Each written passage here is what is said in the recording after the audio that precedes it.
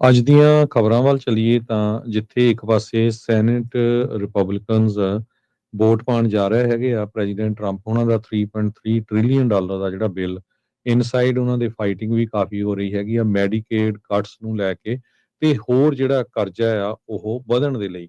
ਦੂਸਰੇ ਪਾਸੇ Elon Musk ਇੱਕ ਵਾਰੀ ਫੇਰ ਸੈਂਟਰ ਸਟੇਜ ਦੇ ਉੱਤੇ ਆ ਗਿਆ।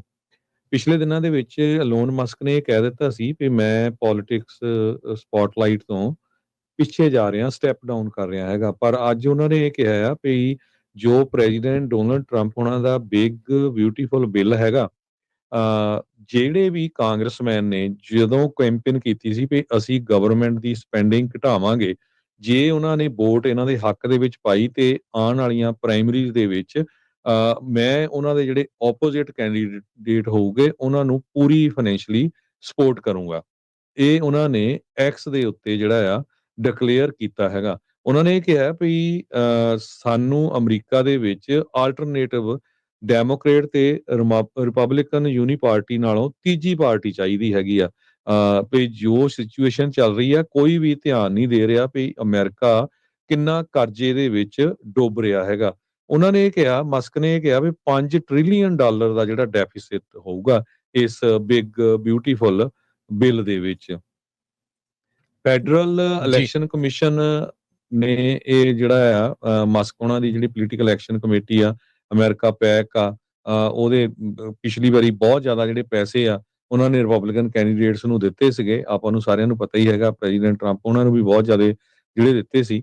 ਪਰ ਜਦੋਂ ਇਹ ਜਿਹੜਾ ਬਿੱਲ ਆਇਆ ਉਸ ਤੋਂ ਹੀ ਉਹਨਾਂ ਨੇ ਟਰੰਪ ਉਹਨਾਂ ਤੋਂ ਪਾਸਾ ਵੱਟ ਲਿਆ। ਪਰ ਟਰੰਪ ਹੁਣੀ ਹੁਣ ਇਹ ਕਹਿ ਰਿਹਾ ਵੀ ਜੀ ਇਲੈਕਟ੍ਰਿਕ ਵਹੀਕਲਸ ਨੂੰ ਸਬਸਿਡੀ ਨਹੀਂ, ਇਸ ਕਰਕੇ ਉਹ ਰੌਲਾ ਪਾ ਰਹੇ ਆ। ਪਰ ਉਹਨਾਂ ਨੇ ਇਹ ਕਿਹਾ ਵੀ ਆ ਕੱਲੇ-ਕੱਲੇ ਇਸ਼ੂ ਤੁਸੀਂ ਦੇਖ ਲਓ, ਮੈਡੀਕੇਡ ਕੱਟਸ ਦੇਖ ਲਓ, ਡਿਫੈਂਸ ਦੇ ਵਿੱਚ ਕਹਿੰਦਾ ਮੈਂ ਕਿਹਾ ਸੀ ਵੀ ਕੱਟ ਹੋਣੇ ਚਾਹੀਦੇ ਆ, ਵੀ ਇੰਨੇ ਪੈਸੇ ਕਿਉਂ ਵੇਸਟ ਕਰਨੇ ਆ। ਸੋ ਬਹੁਤ ਸਾਰੇ ਇਸ਼ੂਜ਼ ਦੇ ਉੱਤੇ ਉਹਨਾਂ ਨੇ ਕਿਹਾ ਵੀ ਇਹ ਜੇ ਨਾ ਉਹ ਕਾਂਗਰਸਮੈਨਾਂ ਨੇ ਵੋਟਾਂ ਨਾ ਵਿੱਚ ਪਾਈਆਂ ਤੇ ਤੀਜੀ ਪਾਰਟੀ ਦੇ ਲਈ ਉਹ ਤਿਆਰ ਰਹਿਣ।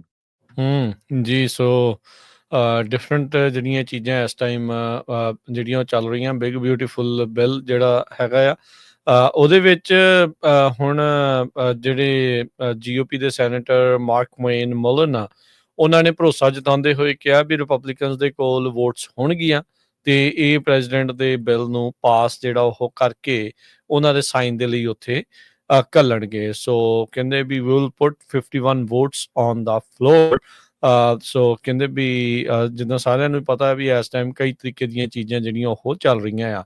ਮਾਈਨੋਰਟੀ ਲੀਡਰ ਡੈਮੋਕ੍ਰੇਟ ਪਾਰਟੀ ਵੱਲੋਂ ਜਿਹੜਾ ਚੱਕ ਸ਼ੂਮਰ ਆ, ਉਹਨਾਂ ਨੇ ਕਿਹਾ ਵੀ ਇਸ ਦੇ ਵਿੱਚ ਪਾਰਦਰਸ਼ਤਾ ਜਿਹੜੀ ਆ ਉਹ ਚਾਹੀਦੀ ਆ। ਕਹਿੰਦੇ ਵੀ ਬਿੱਲ ਦੇ ਵਿੱਚ ਜੋ ਇਸ ਟਾਈਮ ਹੈ ਉਹਦੇ ਕਰਕੇ ਉਹਨਾਂ ਨੇ GOP ਨੂੰ ਕ੍ਰਿਟੀਸਾਈਜ਼ ਕੀਤਾ ਹੈ। ਉਹ ਕਹਿੰਦੇ ਵੀ ਇਸ ਮੌਕੇ ਜਿਹੜੀਆਂ ਤਰ੍ਹਾਂ ਦੀਆਂ ਡੀਲਸ ਬਣਾਈਆਂ ਜਾ ਰਹੀਆਂ, ਚਾਹੇ ਉਹ ਬੈਕਰੂਮ ਡੀਲਸ ਆ, ਸਾਈਡ ਡੀਲਸ ਆ, ਕਹਿੰਦੇ ਵੀ ਸਾਨੂੰ ਜਿਹੜਾ ਉਹ ਦੇਖਣਾ ਪਊਗਾ। ਇਸ ਟਾਈਮ ਇਹ ਲੁਕਾ ਕੇ ਰੱਖ ਰਹੇ ਆ ਸਾਡੇ ਤੋਂ ਵੀ ਤੇ ਜਿਹੜੇ ਅਮਰੀਕਨ ਪੀਪਲ ਆ, ਲੋਕਾਂ ਤੋਂ ਵੀ ਇਸ ਨੂੰ ਸਿਰਫ ਪਾਸ ਕਰਾਉਣ ਖਾਤਰ ਉਹ ਹਰ ਤਰ੍ਹਾਂ ਦੀ ਜਿਹੜੀ ਡੀਲ ਆ ਉਹ ਬਣਾਈ ਜਾ ਰਹੀ ਆ। ਸੈਨੇਟ ਦੇ ਜਿਹੜੇ ਮੈਜੋਰਟੀ ਲੀਡਰ ਜੌਨ ਥੂਨ ਆ, ਉਹਨਾਂ ਦੇ ਉੱਤੇ ਬਹੁਤ ਜ਼ਿਆਦਾ ਦਬਾਅ ਆ।